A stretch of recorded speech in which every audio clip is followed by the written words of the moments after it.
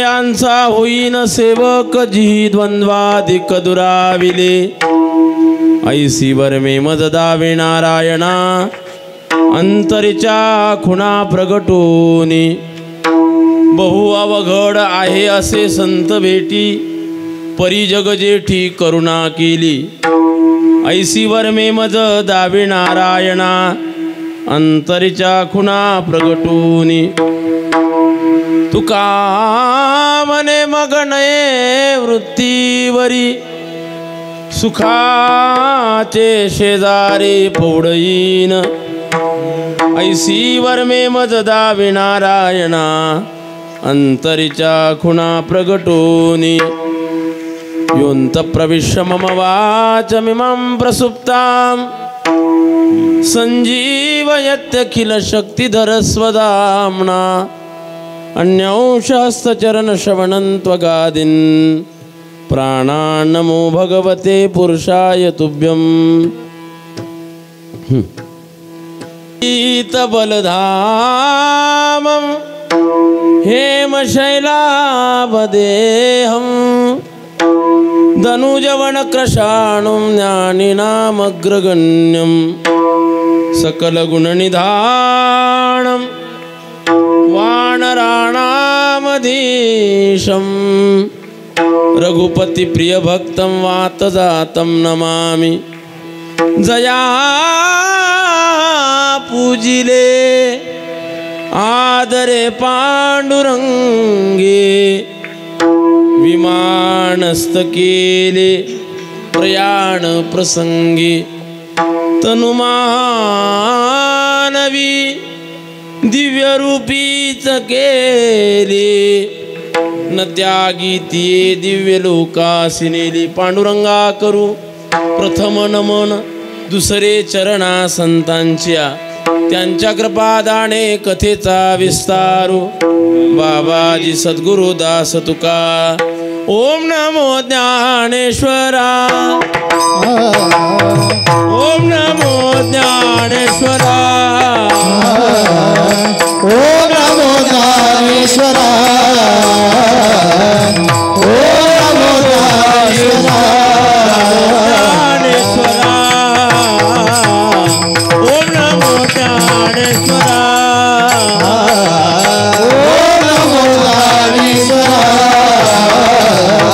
ओम नमो ज्ञानेश्वरा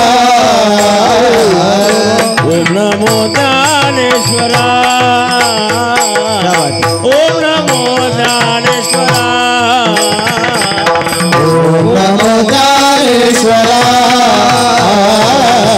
ओम नमो ज्ञानेश्वरा करा दयाळा करुणा करा दयाळा तुमचा अनुग्रह लादलो पावन झालो चराचरे करुणा करा दया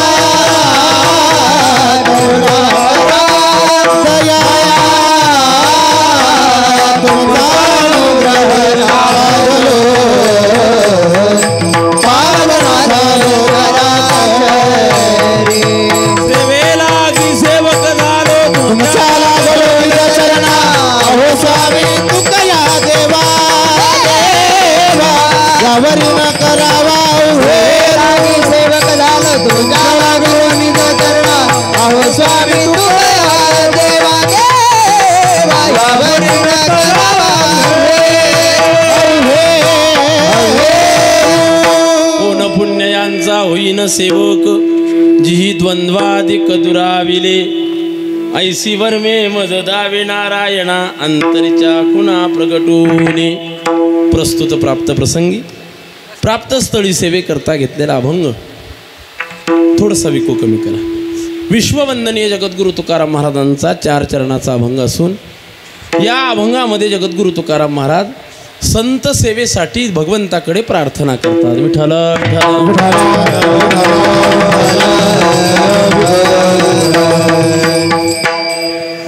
खरं तर मृदंगाचार्याची काळजी घेतली पाहिजे बरं. मृदंग वैद्य बाबा सांगायचे, मृदंग म्हणजे भजनाचा प्राण आहे आणि वारकऱ्याचा प्राण भजन आहे. विठ्ठल विठ्ठल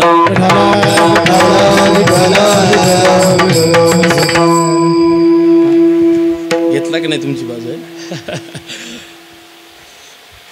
जगद्गुरु तुकाराम महाराज या अभंगामधून भगवंताला संत सेवेची प्रार्थना या अभंगामध्ये किंवा विनंती किंवा मागणी या अभंगामधून करतात. चालत असणारा अखंड हरिनाम सप्ताह श्रीमद भागवत महाज्ञान यज्ञ गेल्या अनेक वर्षापासून चालत असणारी, थोडासा आवाज द्या फक्त, मोकळा करा. भव्य दिव्य असणारी अशी गोड परंपरा, हिवरखेड डाग कोळपकर वस्ती. विको कमी करा, विको ठेवू नका, फक्त आवाज असा मला आला पाहिजे, असा मोकळा करा फक्त, बस, बाकी काहीच नका करू. विठ्ठल विठ्ठल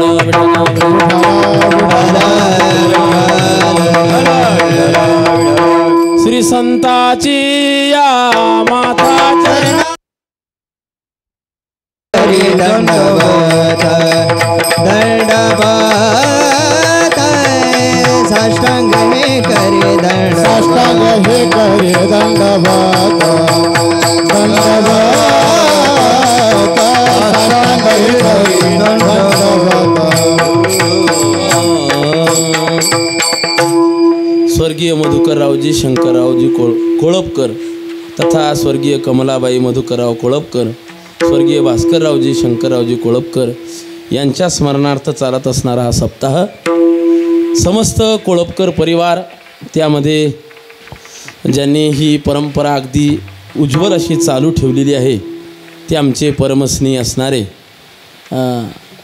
हरिभक्तपरायण शामभाऊ आणि तथा मनीष भाऊ, त्यांचे दोन असणारे हे चिरंजीव, पुढं धुरा चालवणारे परमस्नेही आकाश भाऊ तथा वैष्णव यांच्या सगळ्यांच्या आग्रहाने, प्रेमाने आणि सहकार्याने चालत असणारा हा सप्ताह, त्यामध्ये थोडासा मोकळा करा आवाज, फक्त थोडा, काय असेल त्याचं ते, मला काही जास्त समजत नाही त्यातलं, फक्त मोकळा करत चला आवाज. हा द्या थोडा, विको नका विको. कोळपकर वस्तीवर असणारा हा कार्यक्रम विको कमी करा, विको देऊच नका, विकोचं चुकूनही बटन फिरू नका. हां, जेव्हा श्लोक म्हणतो आणि ओवी म्हणतो त्यावेळेला, आणि खजूर एक दाढ नसल्यामुळं चावत नाही बरं का रामदास बाबा, आणि ती खजूर तुपात तळलेली होती आणि त्यात बदाम आणि काजू घातलेले होते, पण हे नंतर फराळाचं सगळं संपत आल्यावर कळलं की याच्यात काजू बदाम आहे.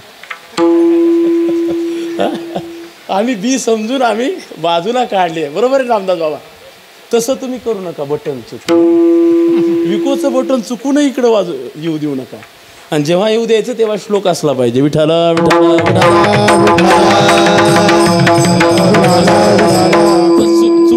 चुकून बटन होऊ देऊ नका.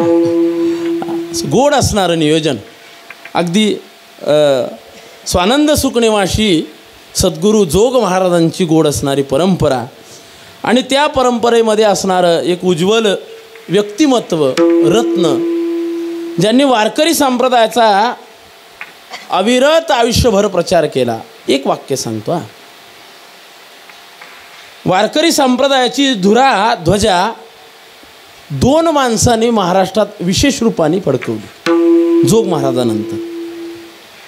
एक आहेत सर्वसामान्य आणि बहुजन समाजामध्ये वारकरी संप्रदायाची पताका किंवा ध्वजा अगदी वाडी, वस्ती, गाव, खेडेभाग या ग्रामीण भागात जर पोहोचवली असेल तर ते जोग महाराजांच्या 4 खांबामध्ये असणारे एक खांब म्हणजे स्वानंद सुखनिवासी जोग महाराजांचे लाडके शिष्य असणारे परमपूजनीय वंदनीय गुरुनाम गुरु बंकट स्वामी महाराज. आणि आल्यानंतर इथं एक आनंद आणि एक स्फूर्णा आणि प्रेरणा अशी निर्माण होते महाराज, की स्वामीच्या पदस्पर्शाने पुनीत असणारी ही भूमी, की या भूमीमध्ये आल्याच्या नंतर आपोआपच काही आनंदाच्या लहरी आणि प्रेमाची भरत, त्याला असं म्हणू भरती, किंवा आणखी जर सांगायचं झालं तर थोडासा वैराग्याचा स्पर्श होऊन जातं अशी जागा जर असेल तर ती म्हणजे ही वस्तीची भूमी आहे. आणि स्वानंद सुखनिवासी जोग महाराजांच्या परंपरेतले स्वामी महाराजांनी पांडुरंग परमात्मा आणि आईसाहेबाच्या मूर्तीची प्राणप्रतिष्ठा त्यांनीच केली आहे ना, बरोबर ना. काही दिवस जुन्या पद्धतीने मंदिर राहिलं आणि त्या मंदिराचा या परिवाराने परत जीर्णोद्धार केला आणि जीर्णोद्धार केल्याच्या नंतर आणखी या सप्ताहाला विशेष रूप येत गेलं. महाराष्ट्रातली नामांकित मंडळी, मग गायन क्षेत्रातली असेल, वादन क्षेत्रातली असेल आणि कीर्तनाच्या क्षेत्रातली असेल, अशी उज्ज्वल परंपरेतली व्यक्तिमत्व या स्थळावर, या जागेवर आलीत. आणि म्हणून ही जागा खरं तर तुकोबारायच्या भाषेत जर बोलायचं झालं, पुनीत केले विष्णुदासी, पुनीत केले विष्णुदासी, पुनीत केले विष्णुदासी, पुनीत केले विष्णुदासी, थैले आपुलिया दोषी, आपुलिया दोषी, आपुलिया दोषी, आपुलिया दोषी, आपुलिया दोषी, पुनीत केले विष्णुदासी, पुनीत केले विष्णुदासी, पुनीत केले विष्णुदासी, पुनीत केले विष्णुदासी, संगे आपुलिया दोषी, संगे आपुलिया दोषी, संगे आपुलिया दोषी, संगे आपुलिया दोषी, संगे आपुलिया दोषी, संगे आपुलिया दोषी, संगे आपुलिया दोषी.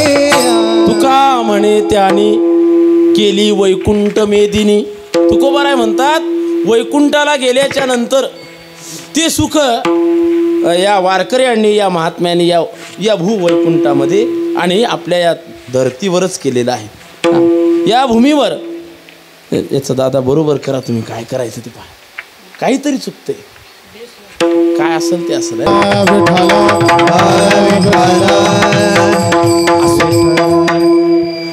असं स्वामी महाराजांनी चालू केलेली ही गोड परंपरा आणि त्या परंपरेमध्ये मग पुढे सगळ्यांनी सहभाग घेतला. सगळ्यांनी सहभाग घेऊन चालत असणारी ही उज्ज्वल परंपरा परिसरातली अतिशय गोड मंडळी आहे की ज्यांनी स्वामी महाराजांच्या निष्ठेची काही गावं सांगितली होती मग अशेन बापू, की स्वामी महाराजांच्या निष्ठेची काही गावं आहेत. हां, खाली करू का? बस का? बर. स्वामी महाराजांच्या परंपरेतली सगळी गावं आणि सगळी माणसं जोडलेली आहेत. आणि स्वामी महाराजांची परंपरा म्हणजे काही वेगळी नाही. स्वानंद सुखनिवासी जोग महाराजांच्या प्रत्यक्ष अप्रत्यक्षरित्या सगळ्या जोग महाराजांच्या परंपरेशी जोडलेली ही व्यक्तिमत्व, माणसं सगळी जमलेली आहेत. म्हणून अभंगाचं चिंतन करत असताना तुम्ही म्हणाल महाराज तुमचं टाचन बसलेलं असेल, हेही असेल आहे ना. पण विषय असा असतो पहा, मला थोडं उशिरा लक्षात आलं ते सांगतो. भाऊ, हा कालावधी एवढा गोड आहे आणि हा कालावधी संताच्या पुण्यतिथीचा आहे. हां, आणि संताच्या पुण्यतिथीच्या कालावधीमध्ये वारकरी संप्रदायामध्ये जे काही सगळे संत झाले त्या संतामध्ये वैराग्याचे महामेरू असणारे गोरोबा काका आणि या गोरोबा काकाच्या पुण्यतिथीचा हा उत्सवही पण आहे. योगायोग किती आहे. जसं दुधामध्ये साखर टाकल्याच्या नंतर दुधाचा गोडवा अधिकच वाढावा त्याप्रमाणे आपण चालू केलेला हा सप्ताह, त्यामध्ये एका संताची पुण्यतिथी येते. हे एक विशेष आहे. विठाला विठाला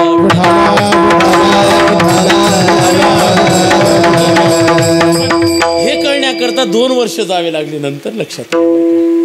हां, वैराग्याचे महामेरू वारकरी संप्रदायामध्ये असणारे गोरोबा काका, त्यांच्या पुण्यतिथीचा उत्सव आता चालू आहे. आणि म्हणून चला त्या निमित्ताने का होईना संताचं वर्णन करणारा आणि संताची अर्थात सेवेची प्रार्थना, मागणी, विनंती करणारा एक अभंग सेवेकरता घेतला.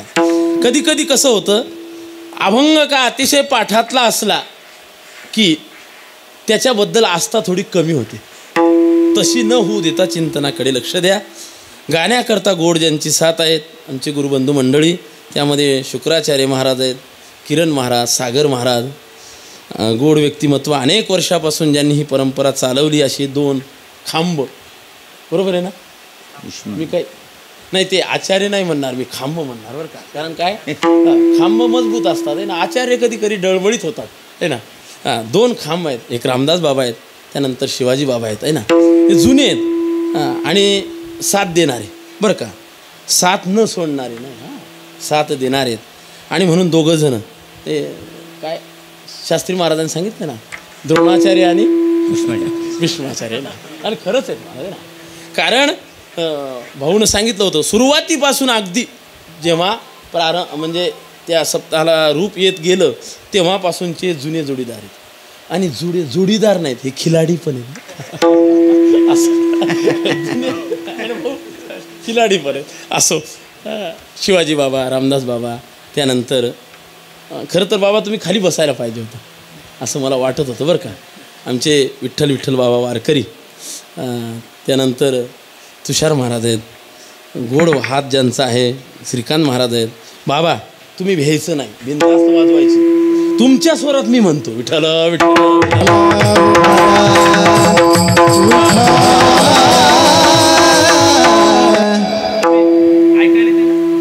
नक्की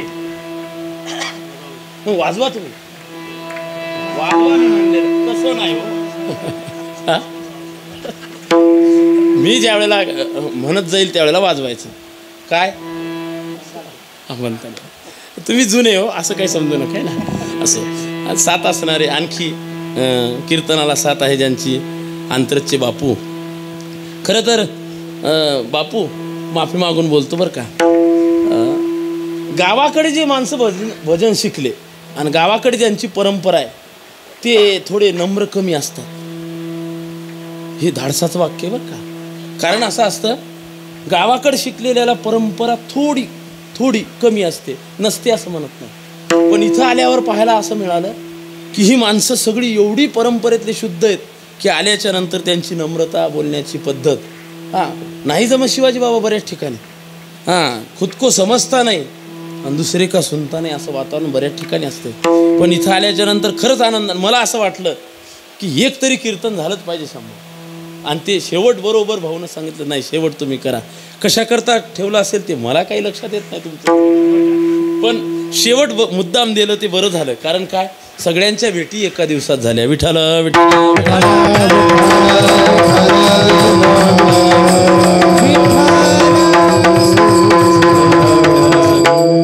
आता जास्त काय परिहार देत नाही, अभंगावर येण्याचा प्रयत्न करतो. अतिशय रम्य आणि सोज्वळ वातावरणामध्ये चिंतनाची सेवा करायची. जगद्गुरु तुकाराम महाराज या अभंगामधून भगवंताकडे संत सेवेची प्रार्थना करतात.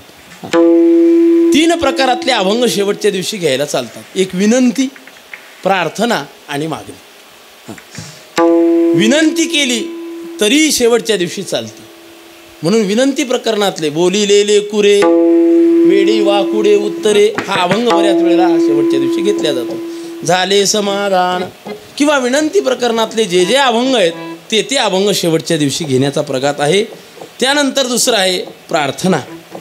देवाकडे प्रार्थना करावी, कारण उद्या प्रसादाचे संबंध प्रार्थनेशी आहे. विठ्ठल विठ्ठल. अगोदर प्रार्थना आणि नंतर प्रसाद, म्हणून प्रार्थनेचा संबंध आणि मग काल्याचा संबंध. किंवा उद्या प्रसाद देणारच आहेत, त्या निमित्ताने आपली झालेली सेवा भगवंताला रुजू झाली की नाही हे पाहण्याकरता शेवट देवासमोर हात जोडावे आणि मग देवाकडे प्रार्थना करावी. आणि प्रार्थना करावी, विनंती करावी आणि मागणी करावी. आज जगद्गुरु तुकाराम महाराज भगवंताच्या समोर उभे आहेत आणि भगवंताच्या समोर उभे राहून संत सेवेची प्रार्थना करतात. ऐका, 2 क्षेत्र आहेत, एक व्यवहाराचं आहे आणि एक परमार्थाचं क्षेत्र. व्यवहाराच्या क्षेत्रामध्ये प्रत्येकाची अपेक्षा मोठं होण्याची आहे आणि परमार्थाच्या क्षेत्रामध्ये सुद्धा मोठं होण्याचीच आहे. ऐका, वाक्य नीट ऐका बरं का. संसारामध्ये प्रत्येक माणसाची धडपड मोठं होण्याकरताच आहे आणि संसारातही प्रत्येकाची धडपड मोठं होण्याकरताच आहे. तुम्ही म्हणाल महाराज जगद्गुरु तुकाराम महाराजांचा एक अभंग आहे लहानपण दे गा देवा, देवा लहानपण दे गा देवा, देवा लहानपण दे गा देवा, लहानपण दे गा देवा. मुंगी साखरे तारवा, मुंगी साखरे तारवा,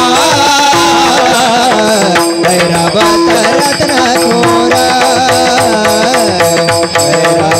रत्न थोरा. मुंगी साखरे तारवा, मुंगी साखरे तारवा, ऐरावत रत्न थोरा, ऐरावत रत्न थोरा. लहानपण दे गा देवा, लहानपण दे गा देवा, लहानपण दे गा देवा, लहानपण दे गा देवा, लहानपण दे गा देवा, लहानपण दे गा, लहानपण दे गा देवा, लहानपण दे गा देवा, लहानपण दे गा देवा, लहानपण दे गा देवा. साखरे तारवा, मुंगे साखरे तारवा, रवा साखरे तारवा, ऐरावत रत्न थोरा, ऐरावत रत्न थोरा. मुंगे साखरे तारवा, मुंगे साखरे तारवा, मुंगी साखरे तारवा, ऐरावत रत्न थोरा, ऐरावत रत्न थोरा.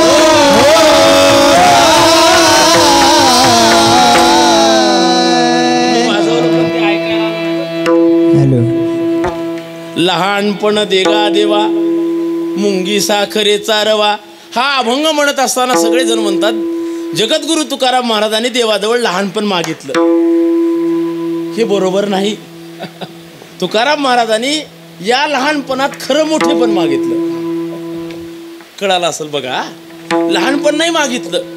हा, जगद्गुरु तुकाराम महाराजांनी जरी लहानपण मागताना दिसत असले महाराज, तरी हे वारकरी संप्रदायातलं खरं मोठेपण मागितलं. का? कारण नियम असा आहे, जो जितका लहान होईल तो तितका मोठा होता येत असतो. सगळ्यात जास्त जर ताकद असेल तर मोठ्या वस्तूमध्ये नसते, लहान वस्तूत असते. तुम्ही विचार करा, सगळे बुद्धिजीवी माणसं आहेत. आपल्या शरीरातली सगळ्यात मोठी ताकद ज्या घटकामध्ये आहे त्याला म्हणतात मेंदू. तो मेंदू कमीत कमी 25 किलोचा असतो. तुम्ही सगळे झोपलेले आहेत मागचे ना, 25 किलोचा नसतोय ना. हां, 25 किलोचा मेंदू नाही.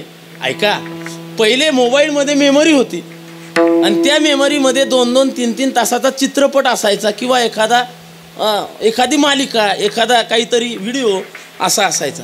तो 4 तासाचा, 3 तासाचा, 2 तासाचा, 1 तासाचा एवढा मोठा व्हिडिओ केवढ्या वस्तूत असायचा? अगदी लहानशा. म्हणून लहान वस्तूमध्ये ताकद जी असते ती मोठ्या वस्तूपेक्षा कितीतरी पट्टीने अर्थात जास्त असते. आणि म्हणून जगद्गुरु तुकाराम महाराजांनी हा लहानपणा जर मागितला असं वाटत असेल तर हे चुकीचं आहे. लहानपण नाही महाराज, हा खरा मोठेपणा मागितला. का? जो जितका लहान झाला तो तितका परमार्थात मोठा होतो. विठ्ठल विठ्ठल. संसारातलं आणि परमार्थातलं वेगळं वेगळं बरं का. माफी मागतो शिवाजी बाबा. परमार्थात ज्याच्या हातात 2 अंगठ्या तो जरा बलाढ्य म्हणजे श्रीमंत. ज्याच्या गळ्यात 4-5 तोळ्याचा गोप तो श्रीमंत. ऐका, परमार्थातला नाही, संसारातला. हां, ज्याला 30-35 लाखाची गाडी बसायला तो संसारातला श्रीमंत. हां, श्रीमंत. परमार्थातला श्रीमंत कोणता? ज्याच्या मठाला 50 एकर जमीन आहे तो का? नाही. सोहळ्यासोबतचं सांगतो, गुरुवारी तात्या सांगायचे बरं का. सोहळ्यासोबत ज्याच्या हातात 4 अंगठ्या आहेत, ज्याला 30 लाखाची गाडी बसायला आहे, तो सगळ्यात मोठा वारकरी. बरोबर ना? नाही.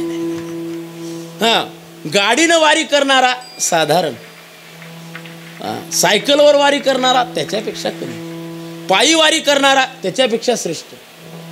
आणि पायी वारी करत असताना रामदास बाबा ज्याच्या पायात चपला घालून करतो, वाहन घालून करतो, तो बरा. पण त्याच्यापेक्षा सर्वश्रेष्ठ वारकरी कोणता? बोला ना जरा, झोपले का तुम्ही? ज्याच्या पायात काहीच नाही, अनवाणी पाय वारी करतो, तो सगळ्यात मोठा. ऐका, संसारात विरुद्ध आहे. आता उलट करा, फक्त तुम्ही करत चला. संसारात ज्याच्या पायात काहीच नाही तो दरिद्री, आणि परमार्थात ज्याच्या पायात काहीच नाही तो सगळ्यात मोठा. विठ्ठल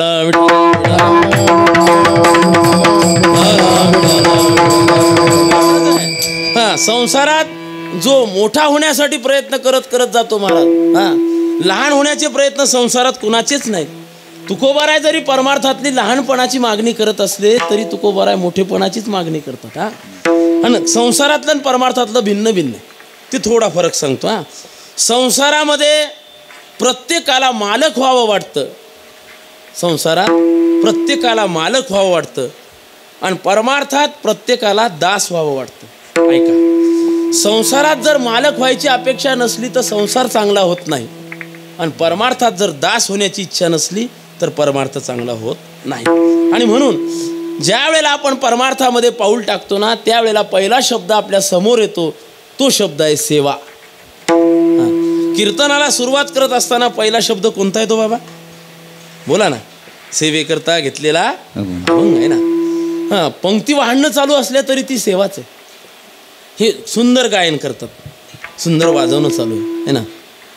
काही जण चांगल्यापैकी झोप घेतात आहे ना. ही एक सेवाच आहे ना. इथं बसणाऱ्याची प्रत्येक क्रिया ही सेवाच आहे महाराज. सेवाच आहे. तुम्ही कुठलंही कर्म करा, ते देवाशी का जोडल्या गेलं की त्याचं नाव येतं सेवा. विठ्ठल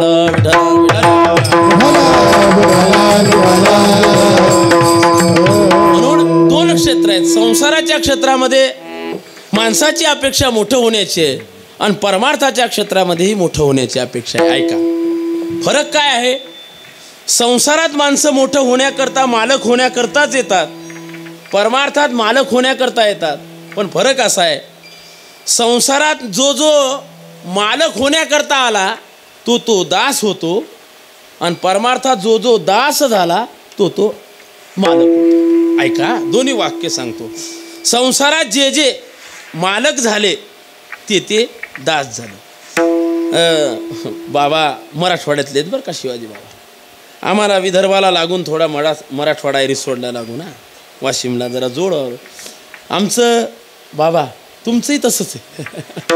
काय, विदर्भातली माणसं अशी हुशार आहेत त्या जोडावरची. मुली करायची असल्या की शुक्राचार्य महाराज मराठवाड्यातल्या करतात. का?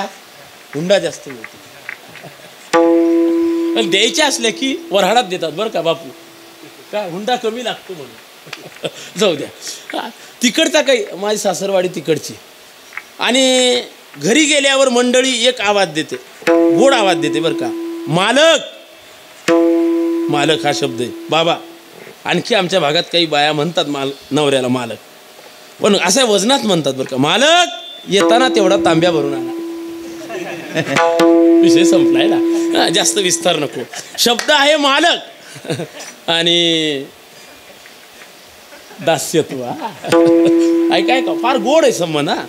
संसारात शब्द मालक आहे, पण आहे सेवा. परमार्थात असं आहे महाराज, दास हा शब्द आहे पण होतो मालक. विठ्ठल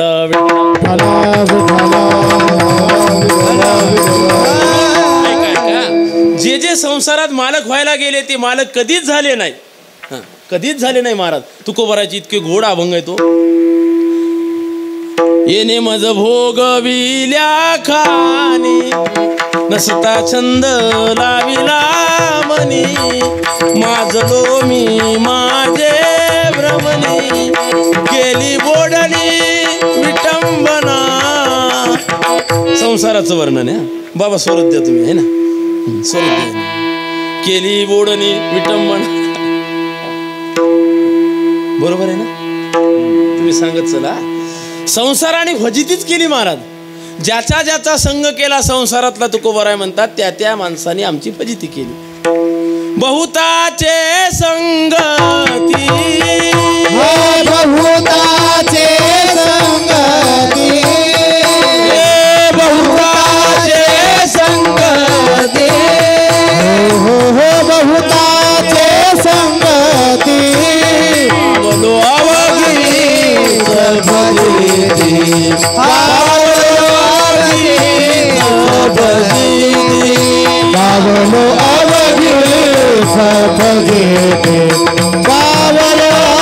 अवघीच फजिती बहुताचे संगती बावलो अवघीच फजिती बावलो अवघीच फजिती बावलो अवघीच फजिती बहुताचे संगती बावलो अवघीच फजिती बावलो अवघीच फजिती जे जे संसाराचे दात झाले त्यांच्या त्यांच्या जीवनात फजिती.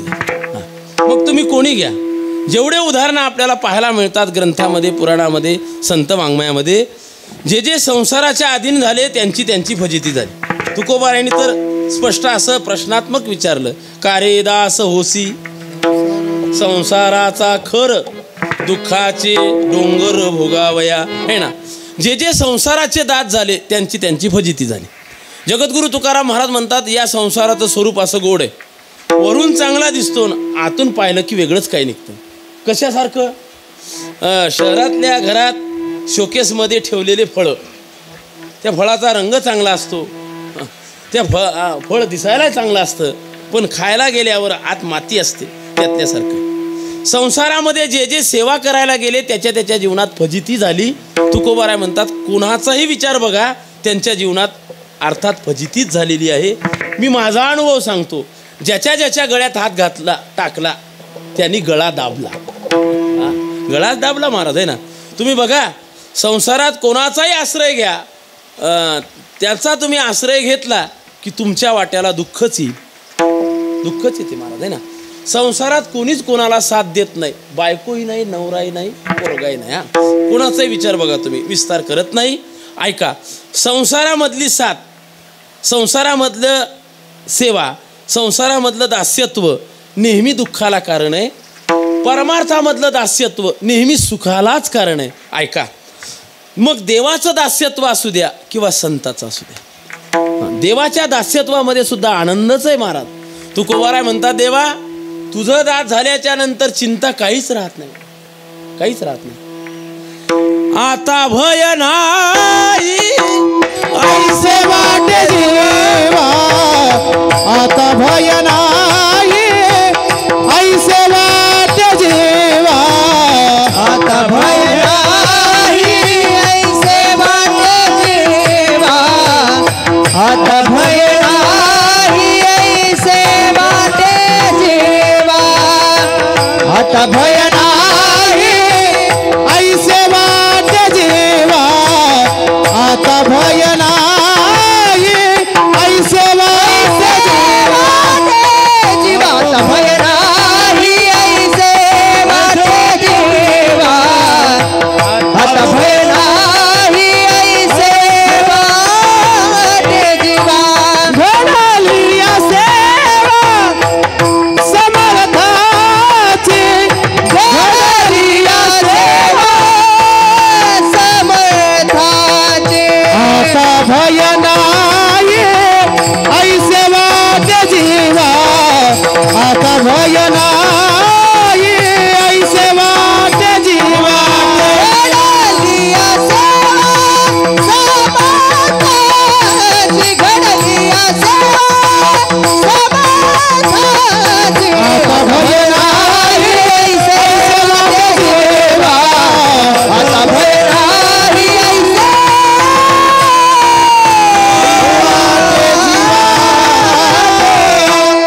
आता भय नाही ऐसे वाटे जीवा, घडली सेवा समर्थाची. भगवंताची सेवा केल्याच्या नंतर जीवनामध्ये आनंदच निर्माण होतो. ऐका आणखी सांगतो आम्हा हरीच्या दासा काही भय नाही त्रैलोकी, सुख आनंद समाधान देवाच्या सानिध्यात मिळतं. ऐका, देवाच्या दास्यत्वामध्ये मिळतं. बाकी ठिकाणी दुसऱ्याच्या दास्यत्वामध्ये काहीच मिळत नाही.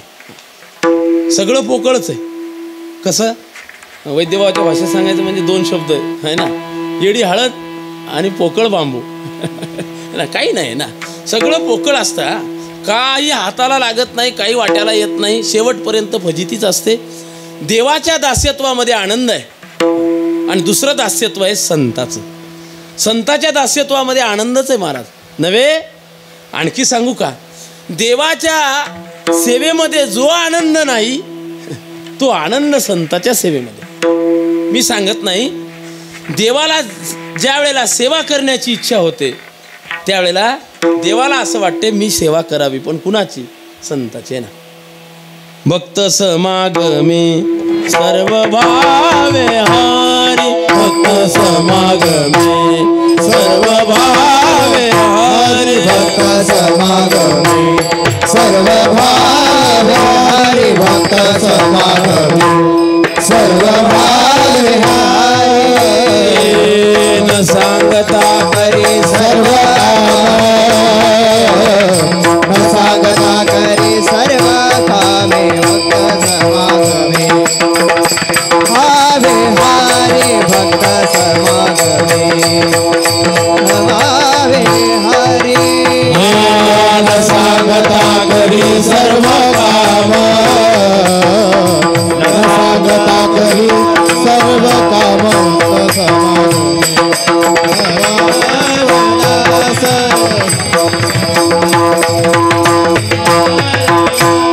भक्त समागमे सर्व भावे हारी, भक्त समागमे सर्व भावे हारी, भक्त समागमे सर्व भावे हारी, भक्त समागमे सर्व भावे हारी. न सांगता करी सर्व काम, न सांगता करी सर्व काम, भक्त समागमे सर्व भावे हारी, भक्त समागमे सर्व भावे हारी. न सांगता करी सर्व कामे, न सांगता करी सर्व कामे, भक्त समागमे सर्व भावे हारी, भक्त समागमे सर्व भावे हारी.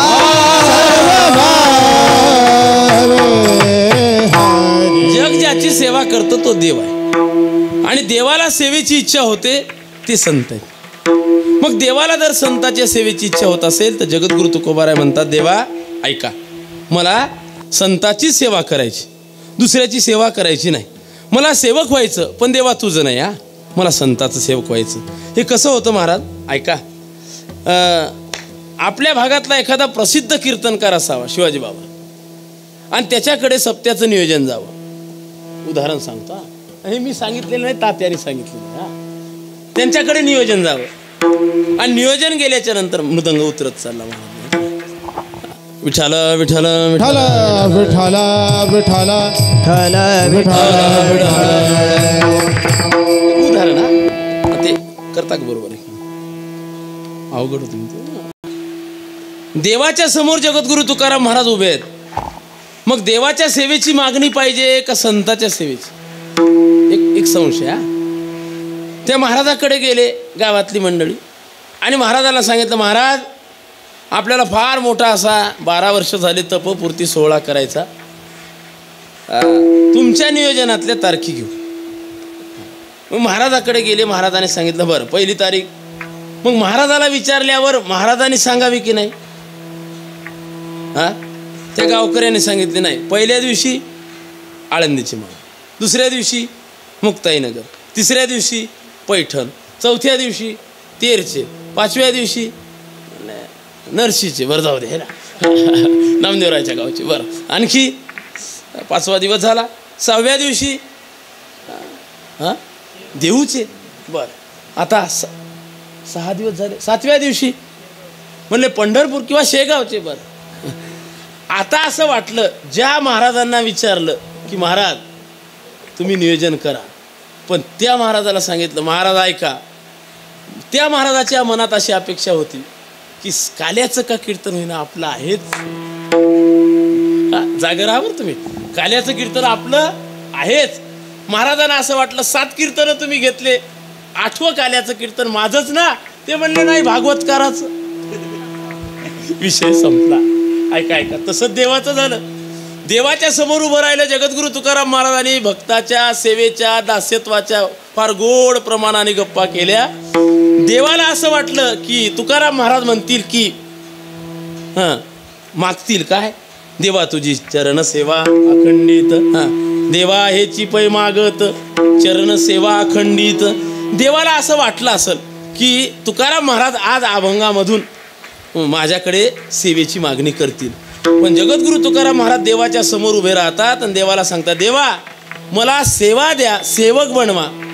महाराज म्हणले काही हरकत नाही, तुम्हाला सेवक बनायचं ना. देवाला असं वाटलं म्हणतील तुझा देवा सेवक बनायचं. तुकाराम महाराजांनी सांगितलं, देवा नाही, मला तुझा सेवक नाही बनायचं, मला संताचं सेवक बनायचं, मला संताचं सेवक बनवा. ऐका, तुकोबाराय म्हणले हे बघा, संताचं सेवक, संताचं का नाही, संताचं नाही, संताच्या सेवकाचं सेवक जरी बनता आलं तरी चालेल. मज दास करी त्यांचा, मज दास करी त्यांचा, मज दास करी त्यांचा, मज दास करी त्यांचा, दासाच्या दासाचा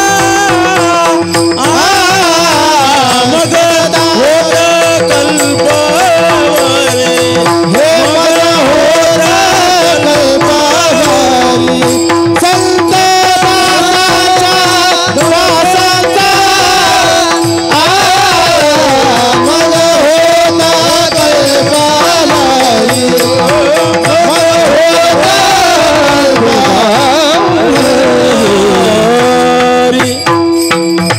तुकोबाराय म्हणतात, देवा मला दास बनायचं. कुणाचं? मज दास करी त्यांचा. कुणाचा? संत दासाच्या दासाचा. देवा संताच्या दासाचा दास करा. जाऊ द्या, संताच्या दासाचा दास नाही हो बापू. संताच्या घरी काम करणारी जनाबाई सारखी एखादी दासी जरी असली तरी तिचा दास करा. वा वा. तुझे दासीचा दास करून घ्या ठेवा, तुझे दासीचा दास करून ठेवा, तुझे दासीचा दास करून ठेवा, तुझे दासीचा दास करून ठेवा, आशीर्वाद द्यावा, आशीर्वाद द्यावा, आशीर्वाद द्यावा,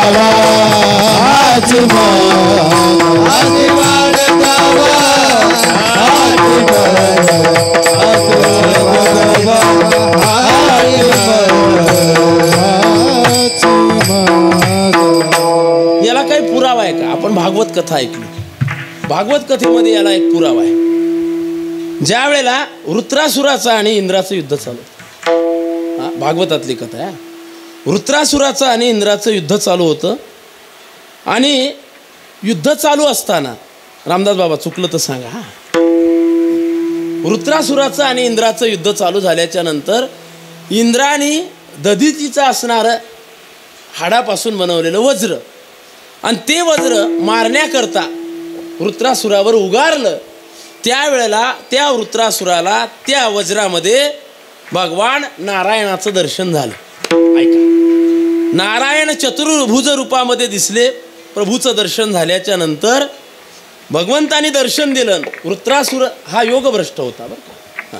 पापी जरी दिसत असला तरी अगोदरच्या जन्मामध्ये पुण्यवान आत्मा होता. भागवतामध्ये जे जे चरित्र आहेत ना, ऐका, लोक म्हणतात महाराज परमार्थ करण्याचा अधिकार माणसाला आहे, मग अर्थात हत्तीचा उद्धार झाला कसा? शंका आहे की नाही? परमार्थ करण्याला शरीर लायक फक्त माणसाचंच आहे, मनुष्याचंच आहे. मग कुत्रा एकादशी धरतो कसा? बरोबर आहे ना? शंका आहे. वारी करण्याचा अधिकार माणसाच्या शरीराला आहे, माणसालाच आहे, मनुष्य योनीलाच आहे. मग घोडा दशमीच्या दिवशी जाऊन आपला देह ठेवतो कसा? याचं उत्तर काय? याचं उत्तर काय असेल बापू? याचं उत्तर एकच आहे. हे अगोदरच्या जन्मात साधना करता करता योगभ्रष्ट झाले, चुकून पशुच्या योनीमध्ये आले, पण परमार्थाचे संस्कार कायम राहिल्यामुळे ते योगभ्रष्ट या जन्मात भक्त झाले. विठाला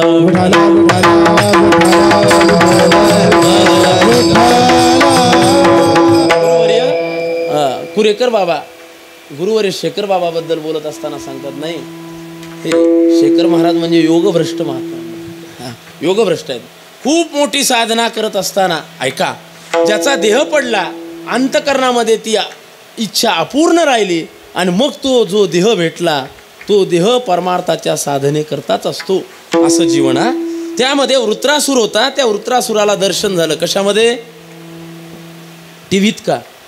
नाही आहे ना, वज्र. त्या वज्रामध्ये दर्शन झालं नारायणाचं, आणि नारायणाचं दर्शन झाल्याच्या नंतर वृत्रासुराचा आणि नारायणाचा संवाद आहे. त्यावेळेला वृत्रासुराने सांगितलं, देवा तुझ्या भक्तीमध्ये प्रेम अखंड असावं, ते कसं असावं त्याकरता एक श्लोक आहे बरं का, रामदास बाबा. अजाद पक्षा इव मातरम खगा स्तन्यम यथा वत्सतराशुदार्ता प्रियं प्रियेव विशुतं विशन्ना मनोरविंदाक्ष दिदृक्षते त्वाम. अजाद पक्षा इव मातरम खगः. ज्याप्रमाणे अजात पक्षी असतात, अजात पक्षी, अजात म्हणजे अजात जे जन्माला आलेले आहेत, पंख फुटलेले नाहीत, आणि अशा पक्षाला अजात पक्षी असं म्हणतात. काय आपल्या वाङ्मयानं एका एका शब्दाचा बारीक विचार केला. धेनू वेगळी आणि गाय वेगळी. जी गाय जनलीच म्हणतो ना आपल्या इकडे, जी गाय जनली आणि 1 वर्षापर्यंत जो कालावधी असतो, त्या गाईला गाय म्हणत नाहीत, त्या गाईला धेनू म्हणतात. आणि त्याच्यानंतर जी कालावधीत जी असते गाय, तिला गाय म्हणा. धेनू आणि गाय वेगळे. पिलू आहे पण त्याला पंख फुटलेले नाहीत, आणि जो ज्याचा जीवनाचा आधार फक्त आई आहे, त्याला म्हणायचं अजाद पक्षी. म्हणून याचा संवाद नामदेवरायांनी जशाचा तसा केला. प्रभाते चारियासी जाये पक्षिणी पिलू वाट पाहे उपवासी. ज्याप्रमाणे आई चारा आणण्याकरता गेल्याच्या नंतर ती जे पिलू आहेत ना, ती कुणाची वाट पाहतात हो? कुणाची? तर अजात पक्षी. अजात पक्षी कुणाची वाट पाहतात? बोला, आईची आहे ना. खरं सांगा, आपली आणि त्या पक्षाची अवस्था सारखी असते का? आपली बदलते की नाही? काय दादा असं गोड पाहायला नाही की नाही? लग्न झालं नाही ना, झालं नाही तोपर्यंतच आई असते हो. बरोबर आहे ना भाऊ? आई आई आई कुठपर्यंत बाबा? जोपर्यंत होत नाही तोपर्यंत आई. आणि मग आई गेली की आजी काय असते? आजी काहीच नसते, फक्त बाई येते आहे ना. पहिली बाळ दसे आई बा हेची पिसे, मग स्त्री मांसे बोलून ठाके. मग आई जाते आणि आईची जागा उत्तर दिलं आहे ना. असंच आहे ना वैष्णव, बरोबर आहे ना. जाते जागा प्रत्येकाची जाते आहे ना, जागा निघून जाते. पण एक पक्षी असा आहे, जन्माला आलेला आहे, पंख फुटलेले नाहीत, अशा अवस्थेला म्हणतात अजात पक्षी. मग अजात पक्षाच्या डोक्यात काय असते? एकच असते, आई कधी येईल आहे ना. प्रभाते चारियासी जाये पिलू वाट पाहे उपवासी. अजात पक्षा इव मातरम खगा. दुसरं उदाहरण दिलं भागवता अर्थात व्यासांनी. दुसरं उदाहरण रामदास बाबा, ते उदाहरण आहे धेनूचं, वासराचं. वासराच्याही डोक्यात आणि अंतकरणात एकच ध्यास असतो, फक्त आईचा. पहिले आता काय माहित आहेत की नाही, पहिले गावा मिळून एक गुराखी असायचा. आहेत काय? आहे ना. तुमच्या इकडे बरं आहे, पडी जंगल आहे म्हणून आहे ना. गुराखी, एक गुराखी सगळ्या गावाच्या गायी घेऊन जायचा, बरोबर ना बाबा, सगळ्या गावाच्या गायी घेऊन जायचा. आणि मग ते 2 मुहूर्त आहेत ना लग्नाचे बाबा, लग्नही सांगतो ना, 2 मुहूर्त आहेत ना. दुपारी असतो त्याला काय म्हणतात, अभिजित मुहूर्त. 12 वाजायच्या आत जो मुहूर्त होतो अभिजित मुहूर्त. थोडं पंचांग शिकलं ते सांगतो, जाऊ द्या. अभिजित मुहूर्त. आणि संध्याकाळी जो मुहूर्त असतो लग्नाचा, काय लक्ष देऊन ऐकायला, संध्याकाळच्या मुहूर्ताला काय म्हणतात, गोरज आहे ना, गोरज. गो गाय, रज कण. ज्या वेळेला गायीचे रजकण उडतात ती वेळा त्याला गोरज मुहूर्त म्हणतात आहे ना. त्या गोरज मुहूर्तावर म्हणजे संध्याकाळी ज्या वेळेला गायी येतात, विको देऊ नका, संध्याकाळी ज्या वेळेला गायी येतात ना त्यावेळेला त्या वासराच्या अंतकरणात फक्त एकच ध्यास असतो, कुणाचा, गायीचा आहे ना. यथा वत्सतरा शुद्धार्थ. हाही दृष्टांत कमी पडला महाराज. का? कारण वासरू जोपर्यंत आईचं स्तनपान करतं तोपर्यंतच वासराच्या अंतकरणात ध्यास आईचा असतो. ऐका, मग व्यासांनी 3रा दृष्टांत दिला, तो म्हणजे प्रियकराचा आणि प्रियसीचा. काय किती मार्मिकता आणि समर्पकता आहे महाराज. तो दृष्टांत असा दिला की ज्या वेळेला एखाद्या मुलीचं एखाद्या मुलावर प्रेम जडतं त्यावेळेला तिच्या अंतकरणात जो ध्यास असतो ना तसा ध्यास तुझा लागला पाहिजे. विठ्ठल विठ्ठल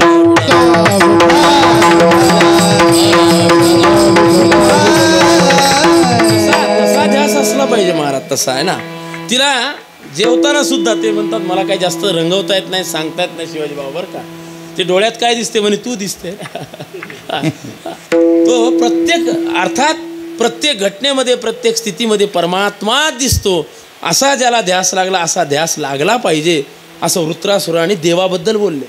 पण पुढे मागत असताना सांगितलं देवा मला सेवा करायची. देवाला असं वाटलं माझी म्हणतील. वृत्रासुराने सांगितलं देवा मला तुझी सेवा करायची नाही, दासानुदास हा, मला दास व्हायचं, तुझ्या दासाचा दास व्हायचं. म्हणून तुमची दासीचा दास करून ठेवा किंवा मज दास करी त्यांचा. तुकोबाराय म्हणतात देवा मला दास करा ना. तुकाराम महाराज म्हणणे काही हरकत नाही. भगवान म्हणणे तुला दास करतो, मान्य आहे, तुम्हाला दास करतो. पण तुम्हाला माहित आहे ना दास किंवा सेवा करण्याकरता पुण्य लागते. पुण्याशिवाय तुम्हाला सेवा मिळणार नाही. तुकोबाराय म्हणतात मला माहित आहे, मग सांगा ना तुम्ही नेमकं कोणत्या पुण्याने त्यांची सेवा करता येईल. या अभंगाच्या पहिले कोण पुण्यांचा होईन सेवक, कोण पुण्यांचा होईन सेवक, कोण पुण्यांचा होईन सेवक, कोण पुण्यांचा होईन सेवक, कोण पुण्यांचा होईन सेवक, कोण पुण्यांचा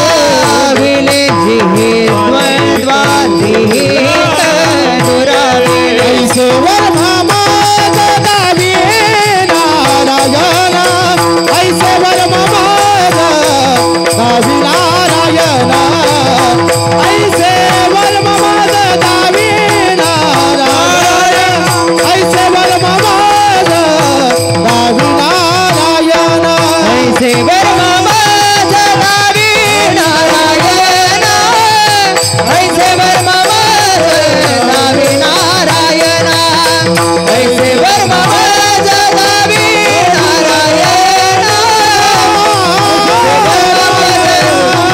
नारायण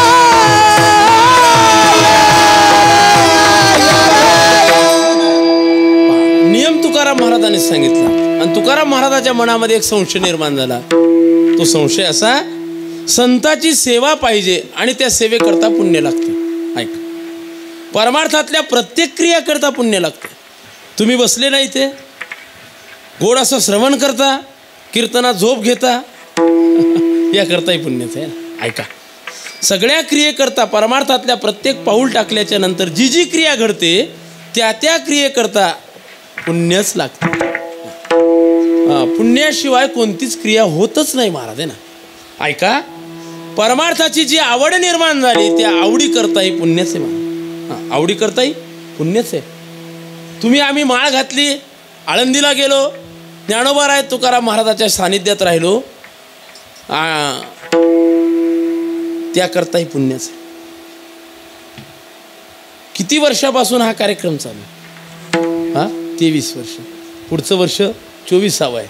अर्थात 2 तप पूर्ण झाले. ऐका, 2 तप भाऊ. सुरुवात करण्याकरता पुण्य आहे आणि टिकण्याकरताही पुण्य आहे. विठाला विठाला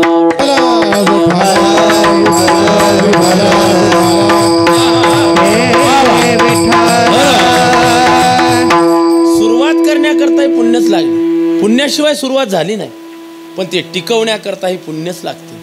आणि म्हणून आतापर्यंत टिकला आणि पुढे टिकणार याकरता पुण्य आहे.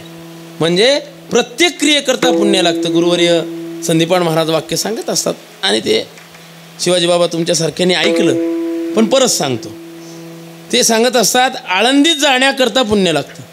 ऐका, झोपलेले आळंदीत जाण्याकरता पुण्य.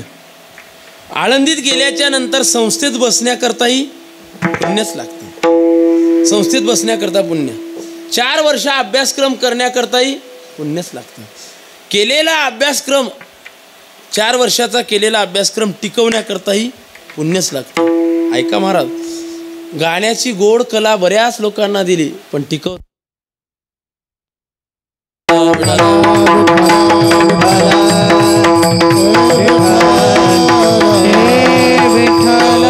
तुका म्हणे नाड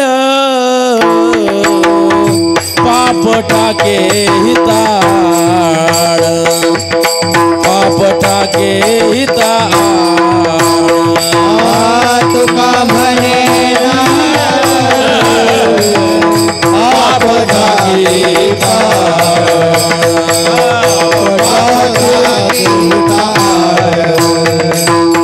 तुका म्हणे नाड पाप टाके हिताड, पाप टाके हिताड.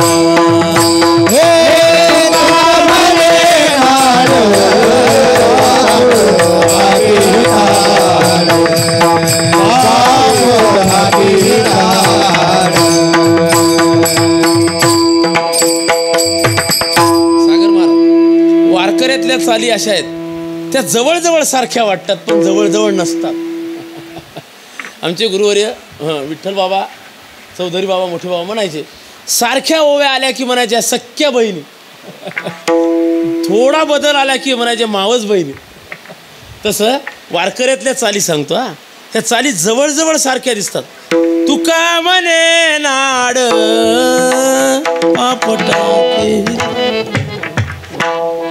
ते स्वरात त्याच खेळतात ना, जागच्या जागीच असतात. जास्त काही अंतर नसतं, जास्त काही फरक नसतो. फरक पडतच नाही, जास्त पडत नाही, पण म्हणणाऱ्यात बराच फरक पडतो. विठाला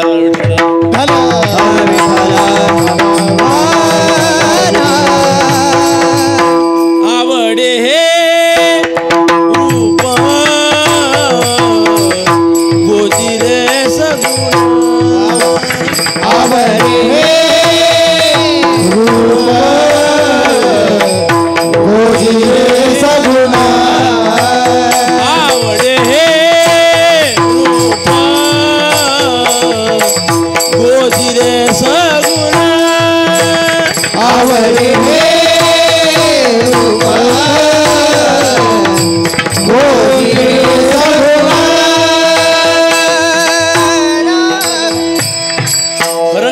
फरक पडला आहे ना. हा, विको देऊच नका माझा, भीती वाटायला लागली विकोचे ना. असं जवळजवळ सारखे आहेत. तुका म्हणे नाड पाप टाके हिताड. हा, क्रिया जर परमार्थाची घडली नाही तर पाप, आणि परमार्थाची क्रिया जर आपली सातत्याने घडत असेल समजावं पुण्य. ऐका, आवडी करता पुण्य. हां, त्यानंतर भगवंताच्या सेवे करताही पुण्य, भगवंताच्या भेटी करताही पुण्यच लागते, आणि संताच्या भेटी करताही पुण्यच. ऐका, सगळे प्रमाण आपल्या पाठ आहेत. भाग्याचा उदय ते हे जोडी संत पाय. बरं, हे प्रमाण कुणाचे आहेत? तुकोबारायचे, दुसऱ्याचे कुणाचे नाहीत. तुकोबाराय म्हणतात ना, ज्या दिवशी पुण्य असून चालत नाही. ऐका बरं का, थोडासा फरक आहे. जमिनीत बी टाकलेलं आहे बापू, बी जमिनीत टाकलेलं आहे, पण अंकुरित झाल्याशिवाय त्याचा आनंद नाही, किंवा त्याला फळ मिळणार नाही अंकुरित झाल्याशिवाय. आपण जमिनीत बी पेरलं आणि ते जर धापलं तर फायदा होत नाही. म्हणजे जमिनीत पेरलेलं बी अंकुरित झाल्याच्या नंतर शेतकरी आनंदित होतो. ऐका, तसंच आहे आपल्या जीवनातलं पुण्य. ज्या दिवशी फलोन्मुख होते, अंकुरित होते, त्या दिवशी खरा आनंद येतो. त्या दिवशी आपल्याला खरं सुख मिळतं. संताची भेट केव्हा होते? पुण्य असल्यावर नाही, फलोन्मुख झाल्यावर. पुण्य फळले बहुता दिवसा, पुण्य फळले बहुता दिवसा, भाग्य उदयाचा टसा,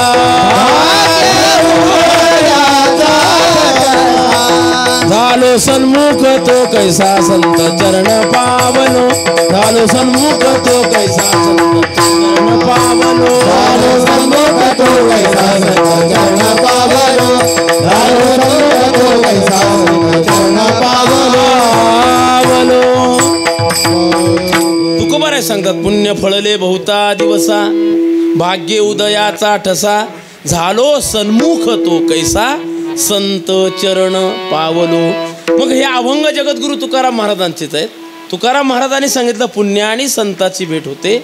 ऐका, मग तुकाराम महाराजाच्या मनामध्ये संशय कसा आला की पुण्याने जर संताची भेट होत असेल तर तुकोबाराय म्हणतात, कोण पुण्य यांचा होईन सेवक.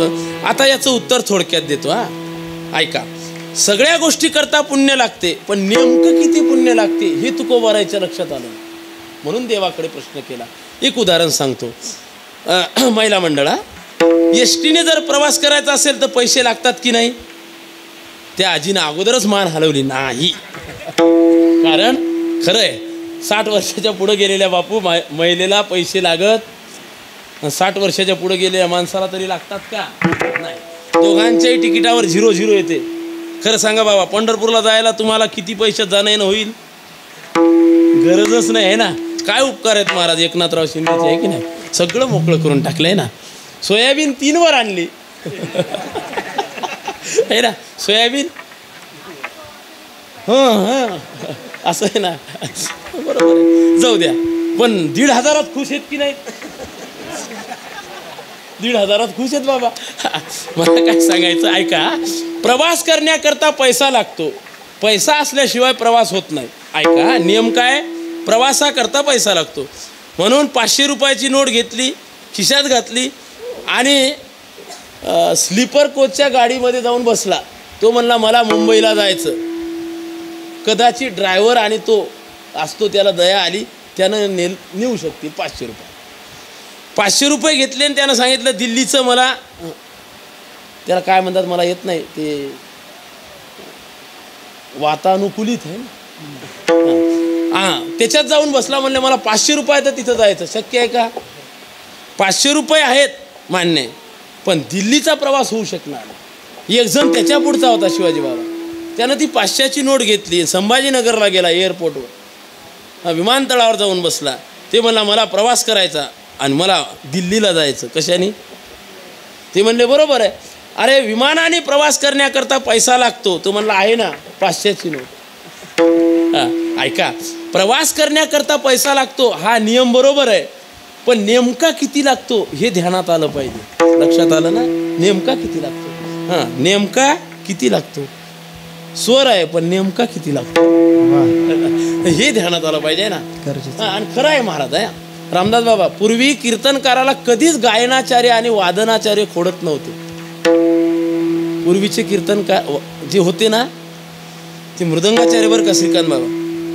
वैद्य बाबा असं सांगायचे, कीर्तनकार ज्या स्वरात बोलेल त्या स्वरात मृदंग लावायचे. विठ्ठला विठ्ठला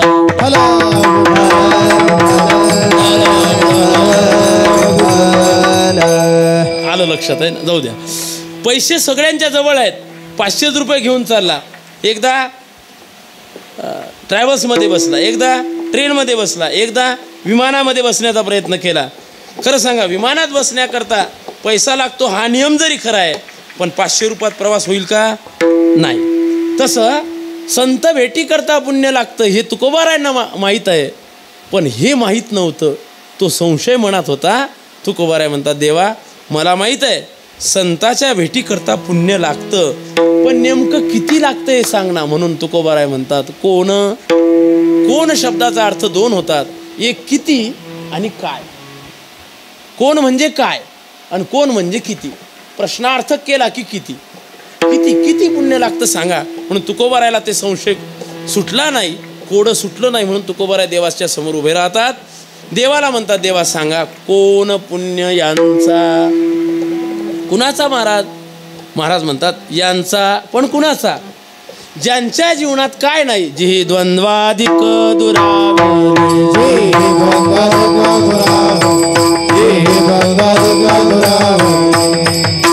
ज्यांच्या जीवनात द्वंद्व राहिलेले नाही, दोन राहिलेले नाहीत. दोन. हा जगाचा विचार करा, एकच वाक्य सांगतो, जगामध्ये एक काहीच नाही, जे आहे ते दोन आहेत.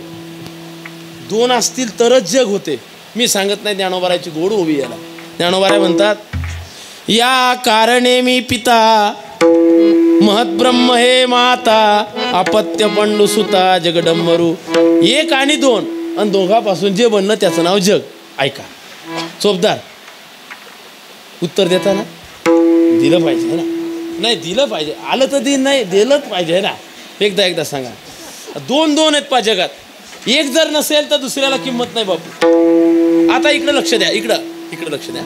मी उभा आहे, तुम्ही बसलेले, मी वक्ता आहे आणि तुम्ही बोला ना. एकदा श्रोते आहे. तुम्ही जर नसले तर मी वक्ता होईल का? बरोबर आहे ना. मी वक्ता होऊ शकत नाही का? कारण ऐकणारेच कोणी नाही. वक्ता तो वक्ता नोहे, श्रोते नवीन. दोन म्हणजे काय? एक जर काढून टाकलं तर एकाला अस्तित्वच राहत नाही. इथं सगळे चाणाक्षतेने ऐकणार आहेत. चोपदार तुम्हालाच विचार, एक जर काढून टाकलं तर एकाला किंमत राहत नाही. द्वंद्व म्हणजे दोन. समास पण आहे बरं का, द्वंद्व समास. त्याच्यामध्ये प्रकार आहेत, त्याचा काय मला विस्तार करायचा नाही, पण दोन सांगतो. एक जर काढून टाकलं तर एकाला कधीच किंमत येत नाही. उदाहरण सांगतो. हा सुख हा शब्द आहे, पण सुखाला किंमत कशामुळे? बोला. दुःख. श्रीमंत आहे, श्रीमंताला किंमत कशामुळे?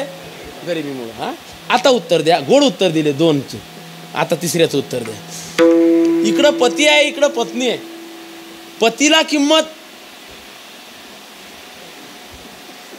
पत्नीमुळे नक्की. याच गावची का दुसऱ्या? अंतरच्छेद आहे ना. हा नक्की. आता सांगा. आता एक तुम्हाला प्रश्न विचारतो. हा पती आहे, या पतीला जन्म देणारी त्याची आई आहे का बायको आहे?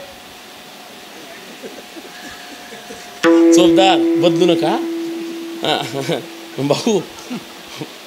लोकांचं काय झालं सध्या, विचारलं ना श्रोत्यांना की दोन्हीकडे मान हलवतात, इकडं आणि इकडे.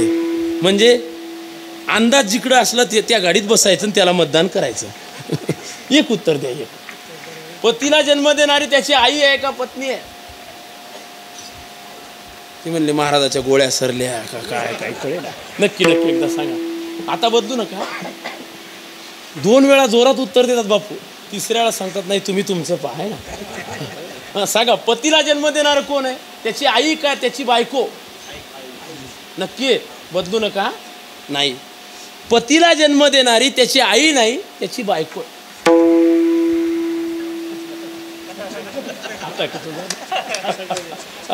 सोपदार म्हणतात महाराज काय वेगळे दिसतात भाऊ, आहे की नाही. पती, हा पतीला जन्म देणारी त्याची आई नाही, त्याची बाई आहे. बरोबर आहे. मी तुम्हाला पटवून देतो. हा पती म्हणजे माणूस, पुरुष जोपर्यंत लग्न होत नाही तोपर्यंत त्याला कोणी पती म्हणतं का? त्याला कोणी नवरा म्हणतं का? नाही. ज्या दिवशी बाई आली त्या दिवशी तो कोण झाला? पती झाला. पत्नीचं अस्तित्व झालं, निर्माण झालं की त्या दिवशी त्याला पतित्व हा नाव किंवा संज्ञा आली. म्हणजे पतीपणाला जन्म देणारी कोण आहे? आता दिलं उत्तर ना. काय सोपदार आहे ना. आता आता आता लाईनवर आला. जाऊ द्या. बरोबर आहे. पतीला जन्म देणारी आता कोण आहे? त्याची बाई आहे. बाई जर त्याच्या जीवनातली काढून टाकली तर तो पती होऊ शकत नाही. ऐका, एक जर काढून टाकलं तर एकाला अस्तित्व राहत नाही. याला म्हणतात द्वंद्व. याला द्वंद्व म्हणतात. एक प्रश्न सोपदार शेवटचा, आता विचारतच नाही. मला सांगा, बापाला पोराला जन्म देणारा त्याचा बाप असतो, बरोबर ना? नक्की बदलू नका. पोराला जन्म देणारा त्याचा बाप असतो असं चोपदार म्हणतात, पण हे चुकीचं आहे. हा, पोराला जन्म देणारा बाप नाही, उलट पोरगाच बापाला जन्म देतो. आता तर महाराजाच्या सगळ्या गोळ्या संपल्या वाटते ना. चोपदार ऐका, पोराला जन्म बाप देतो असं जरी वाटत असलं तरी बापाला जन्म खरा पोरगा देतो. म्हणे कसं काय? खरंच रहस्य बरं का. ज्या दिवशी पोरगा जन्माला येतो त्या दिवशी तो कोण होतो? बाप होतो, है ना. म्हणजे बापाला, त्या माणसाला बाप बनवणारा कोण आहे? पोरगा आहे. म्हणजे बाप या संज्ञेला जन्म पोराने दिला. ऐका, याच्या पुढचं एकच फक्त उदाहरण सांगतो. देवाला जन्म कोण दिला? म्हणजे देव जन्मालाच आला नाही. नाही, देवाला जन्म दिला. तुकोबाराय म्हणतात आम्ही दिला. आम्ही आमची भावे तुझं देव, पण देवा तुला देव कोण केलं? आम्ही केलं. आम्ही भक्त आहोत म्हणून तू देव आहे. ऐका, याला म्हणतात द्वंद्व. हां, हे सगळे दोन आहेत. सुख दुःख, लाभ हानी, मान अपमान, त्या सगळ्याचा विचार केला, एक काढून टाकलं की एकाला अस्तित्व राहत नाही. ऐका, आणि ज्याच्या जीवनात हे दोन्ही राहिले नाही त्याला संत म्हणतात. विठ्ठल विठ्ठल.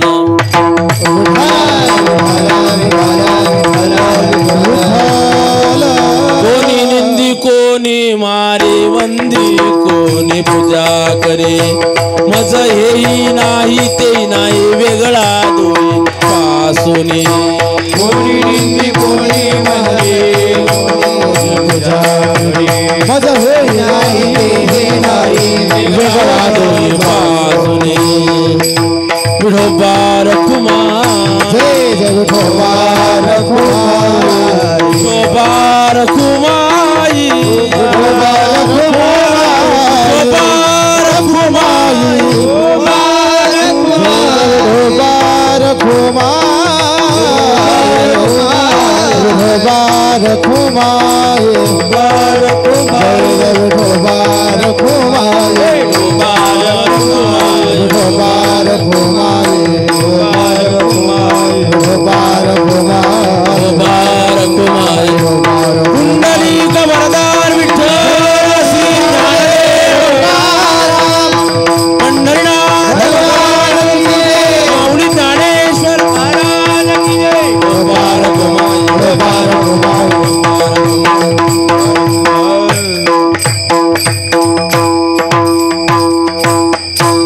तुकोबारायला विचारलं महाराज, बरोबर आहे, पण तुम्हाला माहिती आहे का, ज्या संताची भेट आणि सेवा तुम्ही मागता ती संताची भेट आणि सेवा अवघड आहे.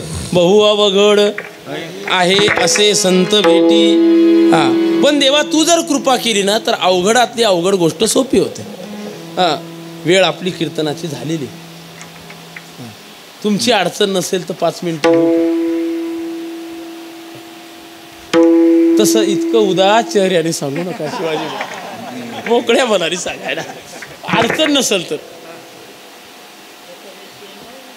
जागर आहे ना, बरोबर. पण एकादशीचं एक विशेष आहे, कीर्तनाची अडचण उशिरापर्यंत आलीच नाही पाहिजे, कारण पोटात काहीच नसते. मग अडचण कशाची? 5 मिनिटं घेतो, जास्त घेत नाही.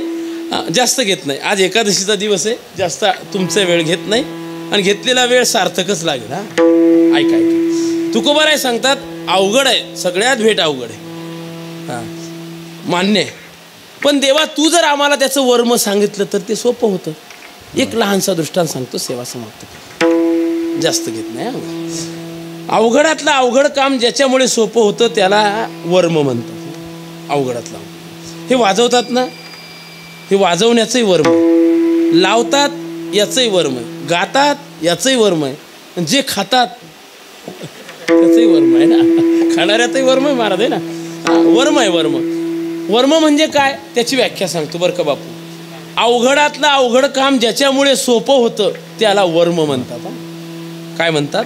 वर्म. एकदा परत सांगतो, अवघडातलं अवघड काम ज्याच्यामुळे सोपं होतं त्याला वर्म म्हणतात. सध्या उन्हाळा दिवस आहे, लग्न सराई आहे, ज्याचं राहिलं ते ऐका. आणि मग असं ठरलं एकाचं वर्म. वर्म कशाला म्हणतात? अवघडातलं अवघड काम ज्याच्यामुळे सोपं होतं त्याला काय म्हणतात? वर्म. आपणही नटावर 2-3 असे हातोडे हाणतो आणि मेकॅनिकल एकच हातोडा हाणतो, 500 रुपये काढतो. ते म्हणला मी 10 ठोके आणले तरी मला कोण पैसे दिले नाही आणि गाडी चालू झाली नाही. तुम्ही एका ठोक्यात 500 घेतले आणि गाडी चालू झाली. ते म्हणे ठोके हाणण्याचे पैसे नाहीत, योग्य ठिकाणी हाणण्याचे. वर्म आहे ना. तुम्ही किती वेळ ठोकत राहिले त्याला काय अर्थ आहे की नाही? वर्म आहे वर्म. अवघडातलं अवघड काम ज्याच्यामुळे सोपं होतं त्याला वर्म म्हणतात. एक लहानसा दृष्टांत सांगतो, जास्त वेळ घेत नाही. ते सगळेजण समोरच आहेत ना, मागं कोणी एका झोपले ना तिकडं नाही ना. कीर्तन हे समोर बसूनच ऐकलं पाहिजे असे गुरुजी म्हणायचे बरं का, सदानंद गुरुजी. कारण कीर्तन म्हणजे नुसतं कीर्तनकार तोंडाने बोलत नाही, ते सगळ्या अंगाने कीर्तन करत असतो असं म्हणतात. म्हणजे याला नय विनय आणि अभिनय असं म्हणतात. एक लहानसं उदाहरण आहे. लग्न प्रसंग आणि लग्न ठरल्याच्या नंतर श्रीकांत बुवा तुम्हाला आठवत असतील काही दिवस, नाहीत आठवत? आठवतात असं म्हणत जरा ना. बाबा माफी मागतो, तुम्हाला विचारणं मला शोभत नाही पण विचारतो, तुम्ही तुमच्या लग्नात रुसले होते का? गोड असाल बापू, तुम्ही रुसले असता कशासाठी? कशासाठी नाही रुसले? प्रामाणिक जवाई आहेत ज्यांचे आहेत ते पण रुसत असतात बरं का, रुसत असतात. त्या जवायाला सांगितलं एकदम घोड्यावर बसायचं नाही, रुसायचं, जरासं रुसायचं. आता हा जरा येडा होता जवाई, किती वेळ रुसावायला कळलं पाहिजे. कारण सध्याच्या नवरदेवानी रुसण्याच्या भानगडीत पडू नये. भाऊ बरं का, वैष्णव रुसण्याच्या भानगडीत पडू नये. का? कारण बहुतांश तिकीट हे कन्फर्म झालेले नाहीत, वेटिंगवर आहेत. जर कदाचित तुम्ही रुसण्याच्या भानगडीत पडले तर दुसरा तयारच आहे, त्यामुळे त्या भानगडीत पडू नका. ऐका, त्याला सांगितलं रुसायचं असतं, ते रुसला बा, घोड्यावर काय बसेना. त्या नवरीच्या पक्षातला एक म्हातारा पुढं आला. म्हातारा ते म्हणल्या जावाई बापू घोड्यावर बसा. रुसेल होता, आणि रुसलेले माणसं जरा गालं गिलं फुगवतात, तसा रुसलेला होता. जावाई बापू घोड्यावर बसा. बसणार नाही, अजिबात बसणार नाही. ते म्हणला तुम्हाला 1 तोळ्याची अंगठी द्यायला लावतो नवरीच्या बापाला. भावकीतले माणसं असेच असतात महाराज. हुंडा वाढवणारे हेच असतात आणि विकायला लावलं शेत की घेणारे हेच असतात. कळालं असं, जाऊ दे ना. 1 तोळ्याची अंगठी कबूल करायला लावली, बसला नाही घोड्यावर. एक श्रीकांत महाराज दुसरा म्हातारा पुढं आला, त्यानं सांगितलं जावाई बापू घोड्यावर बसा, तुम्हाला एक शाईन गाडी 1.25 लाखापर्यंत येते, ती देतो, बसाव की नाही? तुमचं काय मत आहे? तुम्ही रुसले नव्हते का? नाही ना? वा, चांगले जावई आहेत ना. 1 लाखापर्यंत गाडी देतो, बसायला पाहिजे की नाही बाबा? तिसरं म्हातारं पुढं आलं, कारण हे रुसलेलंच होतं. ते म्हणला जावाई बापू तुम्हाला मी 4 लाखाची 5 लाखाची सेकंड का होईना एखादी स्विफ्ट वगैरे घेऊन द्यायला लावतो, 4 चाकी, घोड्यावर बसा. शहाणा जवायानी बाबा घोड्यावर बसलंच पाहिजे, तरी हा रुसलेलाच होता. आता नवरदेवाच्या पक्षातला एक म्हातारा उठला. मी काय सांगतो, वर्म. वर्म कशाला म्हणतात? अवघडातलं अवघड काम ज्याच्यामुळे सोपं होतं त्याला म्हणतात वर्म. ते नवरदेवाच्या पक्षातला एक म्हातारा उठला. ते म्हणला ए रमेशा बरं का, घोड्यावर बस. इकडं पाहता ना तुम्ही, म्हणून म्हणलं कीर्तन पुढं बसून ऐकलं पाहिजे. अशा बाह्या मागं सारल्या, अशा इकडचे 4 बोटं आणि इकडचे 4 बोटं किती झाले? 8 बोटं इकडं लक्ष द्या, असे हलवले श्रीकांत. असे बोटं हलवल्याबरोबर पटकन जावाई घोड्यावर बसला वरात निघाली, लग्न लागलं, जेवणं झाले, सगळं झाल्याच्या नंतर त्या म्हाताऱ्याजवळ असे निंबाखाली बसणारे सगळं टोळकं आलं आणि त्यांनी त्या म्हाताऱ्याला विचारलं, या 8 बोटाचे रहस्य काय आहे? जे 1 तोळ्याच्या अंगठीने जमलं नाही, 1 लाखाच्या गाडीने जमलं नाही, 5 लाखाच्या गाडीने जमलं नाही, ते तुमचे 8 बोटं हलवल्याबरोबर तुमचा रमेश नावाचा जावाई घोड्यावर बसला कसा? ते म्हणले, आमच्या रमेशाला लहानपणापासून गुदगुल्या सहन होत नाही. कळालं का?